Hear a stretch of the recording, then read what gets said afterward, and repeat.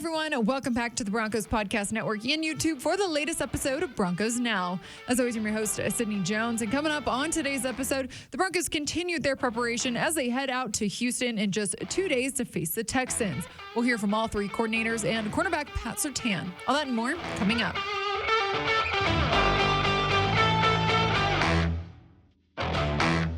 The Denver Broncos held another day of practice here at Centura Health Training Center as they continue to prepare to face the Houston Texans this Sunday. Today, we heard from defensive coordinator Vance Joseph about how impressed he's been with a Texans quarterback C.J. Stroud and what he's been able to do as a rookie. It's been amazing to watch. I mean, this guy's playing like a veteran. His poise, obviously, it's on point. You know, I mean, the pressure doesn't bother him. 4-man rush, 3-man rush. I mean, he is playing at a high level. His accuracy is very special. You know, if guys are open, man, it's on their bodies, you know, constantly. So it's not luck. It's who he is. Watching the tape, it's the reads, the accuracy, the poise. It's all there. You know, so what you're watching and what you're reading it's for real. Cornerback Pat Surtain added to that, discussing C.J. Stroud's poise and the challenge that presents for a defense. You know, that's a great trait to have as a quarterback when you're able to possess that poise, because no matter what a defense sends at you, you just stay calm and collected, and that's what he does best. He's able to stay patient in the pocket and deliver it to his outside weapons. And on the other side of the ball, offensive coordinator Joe Lombardi talked today about the Texans' defense and what he's seen from them on tape. I think they're a real solid defense. You know, D'Amico's a guy that, you know, we practiced against in training camp when I was with the Chargers. And, you know, just one of those coaches you have a lot of respect for. Fundamentally, his defenses are always really solid. I mean, they just generally don't beat themselves. They play hard. It's a scheme that's not complex on first and second down, but it doesn't make it easy to go against, you know, because they do know what their strengths are. And any defense they call, they know where their weaknesses are, and they know how to kind of compensate for those weaknesses. They know how you're going to try to attack them. And so he's always been a challenging guy to go against, just because they're just so well coached. They play hard, fundamentally sound.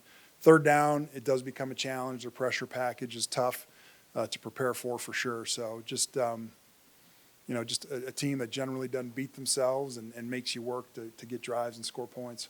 And in terms of the Broncos, Joe Lombardi discussed the offense's red zone efficiency last week and how they'll look to continue that. Like a lot of our scores, you know, Russ improvising and scrambling around, you know, it's hard to plan that, but something that I think we've been good at all year.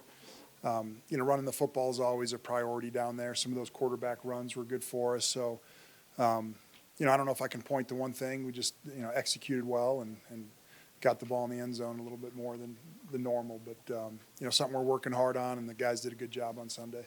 The Broncos have recorded 22 takeaways so far this season, a league high, and defensive coordinator Vance Joseph spoke on what's been key to those. I think what's different with this group, man, is they're intentional with it every single day. You know, you have teams you coach, and you kind of coach taking the ball away, you know, punching the ball, ripping the ball out.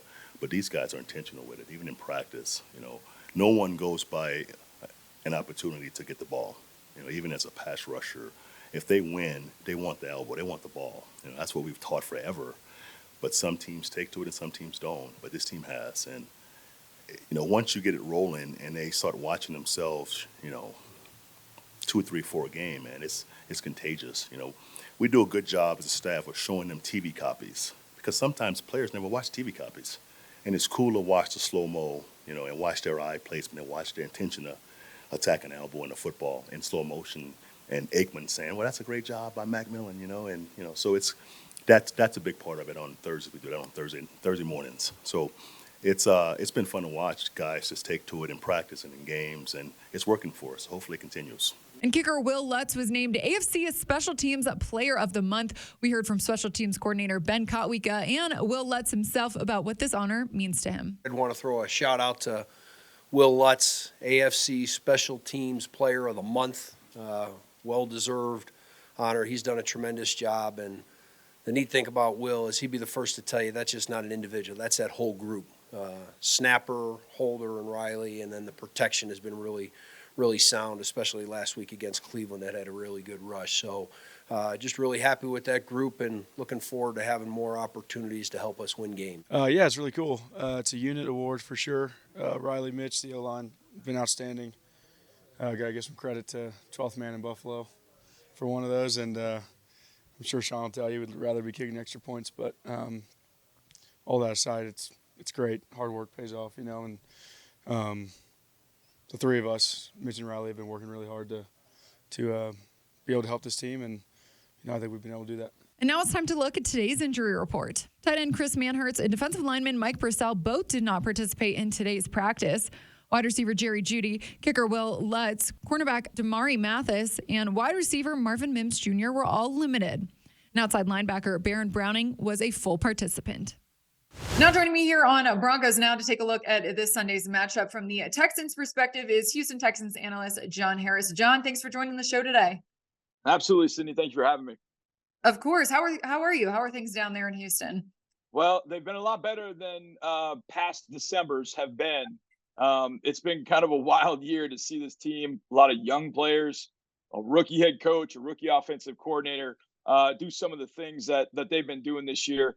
The last 7 games, I think, have come down to the last either walk-off field goal attempt, touchdown in the last 10 seconds, Right. Field goal doinking off the crossbar like last week on the last play of the game. So it's been kind of crazy around here, but really exciting, and really excited for the Broncos to come in here in a really big game. Both teams at 6-5. Yeah, I mean, a really high stakes AFC matchup here on the horizon, John. I want to start by talking about CJ Stroud, of course. I mean, he averages the most passing yards in the league right now. He's breaking records left and right, on pace to have, honestly, one of the best rookie quarterback seasons that we've ever seen. So what has just made him so impressive to watch this season? I mean, you could talk about his intangibles, just how poised he is, how calm he is. He never gets rattled with anything. But I think just on the field, it's just his pinpoint accuracy. And I do a lot of draft work. And so I actually wrote up my scouting report on him going into his last year at Ohio State. Oh, wow. And I was convinced that there were 2 guys that if things had gone wrong here, the Texans could look at in Bryce Young and CJ Stroud. And I know a lot of people were really upset with the Texans last year when they won that Week 18 game and they got bumped out of the number 1 spot. And I said, it's okay. You get Bryce, you get CJ. You'll get one or the other. You'll be okay. And I think CJ is coming here, and he's taken – at first he took what defenses were giving him, and then he went and started taking what he wanted. They started taking away some of the shorter stuff that he was taking early, and then all of a sudden he said, okay, well, I'll go over the top. And he's gotten pretty good protection. His offensive coordinator, Bobby Sloak, has been really, really good in finding what CJ likes to do. And CJ can make the throws that a lot of quarterbacks in the league, even guys that have been around forever, can't make. He can throw it into that small space that really his guy is the only one that's going to be able to make a play on it. Now, the flip side of that is you sometimes get too enamored with the 20-yard explosive play and the big chunk play, and you start turning down some of the shorter stuff. And so he even talked about it in his press conference on Wednesday, like, I've got to make sure that I don't forget the boring stuff, as he called it, which I guess you're going to do at the age of 22. You can think everything's boring. But there's that part of, hey, just take some of the checkdowns. Jacksonville left him some, and he wanted to push the ball down the field. So he's got to find that balance again. But the fact that he's able to make the throws he makes when he makes some clutch moments into the first half, when we really need a drive. I mean, after Jacksonville scored the other day to take a 21-14 lead, you're like, oh, man, they just hit back. Like, what are we going to do? And he just throws a dime across the middle to Nico Collins for 25 yards and, like, right on the money. And you're like, okay. So he answers big plays from the other side. He's confident. He believes in his wide receivers. He's really gotten honed in on Nico Collins and Tank Dell, and that's been really exciting to see. But we always feel like we have a chance when he has the ball in his hands, and that's always a great spot to be in as a fan base, as an organization, when no matter what, we're down 10, we're up 7, we're down 3, there's 30 seconds, there's 3 minutes left. He's going to find a way to put us in position to win a game or take it to overtime like he did last week. He's been that good as a rookie. Like, I've never seen Sydney anything like this from a rookie, and hopefully it continues not only this weekend, but on through the next how many ever years of his career. Yeah, I know Russell Wilson said this week that he just has that clutch gene that, of course, we know Russ has as well. You Yeah. some of those receivers. I know he seems like CJ really has a special connection out there with receiver Tank Dell. What is it about their chemistry that makes them just such a dynamic duo? Well, I think probably the biggest thing is, Tank gets open because he's so electric. And I mean, when the program says 5'8", 165, like I think that's pushing it. Now I do think he's 5'8", but 165 is I don't think so. Not at this time of the season. I mean, he is that small. Wow. But if you mistake him for, well, he's just a slot receiver, then you're making a huge mistake because he's one of the toughest guys, pound for pound, that we have in the locker room. Yeah. And he gets open in all areas on the field. And there's so many things that he can do with the ball. Like when he gets the ball and he's running and there are safeties and corners that are much bigger than him or linebackers, he's going to take them on. Like he is not scared. But it's obviously his electric speed that opens things up because defensive backs are so concerned about that. And then he stops on a dime, pivots, turns back, and he's got 3 yards of separation.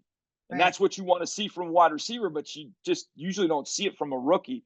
But his change of direction is so good, and that gets him open. And CJ trusts him. And against the Arizona Cardinals, right before the half, Tank tells him in the huddle, he says, "I'm going deep."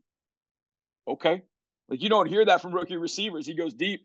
CJ finds him. It's a big touchdown right before the half. So Tank's full of confidence. Like Tank does not feel like, first of all, he doesn't feel like he's 5'8", 165. He feels like he's the biggest, baddest dude on that field. And he also knows he's the fastest. But he knows how to channel all that. Because we've seen a lot of fast guys. I know you've seen fast guys, but they don't know how to play receiver. They don't understand the nuance of playing it. Tank does. And I think that's one of the major reasons why CJ looks him up a lot. John, kind of like big picture here. What do you think that the biggest change this year has just been under head coach D'Amico Ryans? What did he come in and really change in the organization? Well, I think the first thing that Miko had to do was kind of bring everybody back under kind of the same umbrella. Things had just kind of been splintered and fragmented, and Yeah. D'Amico just had to kind of get everybody unified again. And he's done that with a smile that brightens up NRG Stadium 10 times. Like he's just a positive guy. There are positive vibes. The fans felt it when he was a player. The fans were really wanting D'Amico. Mark Vandermeer, the voice of the Texans, and I would talk during that time. Like, we didn't even think of him as plan A because we just didn't think he would take it, because we had been so down so much. Yeah. When he decided to take the job, it was like that kind of B12 vitamin shot we were getting of like joy. There was, joy coming back to the stadium. And I think that then you realize, well, he connects with these players. Like his X's and O's knowledge is really, really good too. And it always gets kind of pushed to the side. But he knows the game extremely well. We have scored at the end of the first half or been in position to score probably 70% of our games. The way he handles situational, situations at the end of a half, end of games, he's been really, really good in those situations too. But the way he connects to the team and gets the most out of them, no matter what it is. It doesn't matter. I watch this Food Network show called Chopped. I don't know if people watch it. I've heard of it. But they give you a basket and they give you gummy bears, Gatorade, some bison, and French fries, and they say, "Okay, go make a cohesive meal." And I'm like, okay. And there have been times where he looks at the personnel chop basket and goes, "Okay, well, I'm out my left tackle, I'm out my starting linebacker. I don't have this guy, I don't have that guy. Hey, we'll figure it out." And he and Nick Casario, our GM, have really been great about taking whatever's there and making the most of it. They're not like, "Whoa, woe is me, we don't have this guy." They basically have taken a stance of, we'll figure it out. And I think the players really have responded to that. Like, hey, we don't have this guy receiver. Well, this guy's there. We don't have this guy at tackle. All right, we'll play these two guys at tackle. So it's really been this, we're not going to take, any excuses. We're going to make the most of what we've got every single week. We've got it. And go out there and play with a positive joy and vibe that we've not had here in a while. And I think he really has kind of taken all that. And I'm as excited as I am about this year. Yeah. I'm even more excited about what future years are going to be with D'Amico Ryans. Definitely. Yeah, I know Russell Wilson, of course, has gone up against D'Amico's defenses a bunch in his career. And looking at this Texans defense this year specifically, what do you think Russ and company should be on the lookout for, this Sunday? Well, I think it's us we're really worried about Russell, as we always have been. We've never beaten Russell. He's always found a way to beat the Texans in Seattle in 2013. He brought them back from like 17 down. 2017 was one of the greatest football games I've ever seen. He brought them back from behind in that game. 2021, he didn't have a great Seattle team, won that game. Last year, offense wasn't great in Denver, but he makes one throw to Eric Saubert, beats us. Like, he's just always found a way to beat us. So our defense obviously has to be locked in, on Russell. And I know Russell doesn't do as much scrambling like he did in Seattle, but when he does do it, those selected moments can be killers because your eyes go to him, and then all of a sudden somebody pops open. He's going to find that guy open, and I think that's the big worry. We worried about that with Tyler Murray. We had that worry with Trevor Lawrence a little bit, but for Trevor, it was just the ball was getting out of his hand really quickly. Mm-hmm. So our defense knows when Russell scrambles, you've got to plaster those receivers, and you've got to make sure that somebody doesn't come up with a really long catch or, a catch they really probably didn't deserve because the pass rush was great and Russell's just running for his life. But because you didn't plaster that receiver, he gets open and gets a first down when you should have maybe had a sack or a loss or whatever the case might be. So Russell has everybody here on full alert. But I know the other guy that really has the defense, their antenna are up is Courtland Sutton. He had a great game against us last year. Size, speed. He's a lot like Nico for us. Nico Collins, 6'4", 216, almost the same size, great ball skills. Courtland Sutton is a guy that really last year kind of showed it off with 7 catches against us and was really, really good throughout the game. So I know with the way Russell can scramble and Courtland Sutton getting open, making big plays, explosives, those are things I know that the Texans defense are definitely concerned with the Broncos offense. Yeah, Courtland's having a great season so far. He has 5 touchdowns in the past 6 games. So hoping to see him continue that on Sunday. John, it's a pleasure having you on the show today. I can't thank you enough for joining me. No, it's my pleasure, Sydney. Thank you for having me. Well, that's going to do it for today's episode of Broncos Now. Broncos Country, thanks so much for tuning in. I'll meet you right back here on the Broncos Podcast Network and YouTube tomorrow for a game preview. I'll see you all then.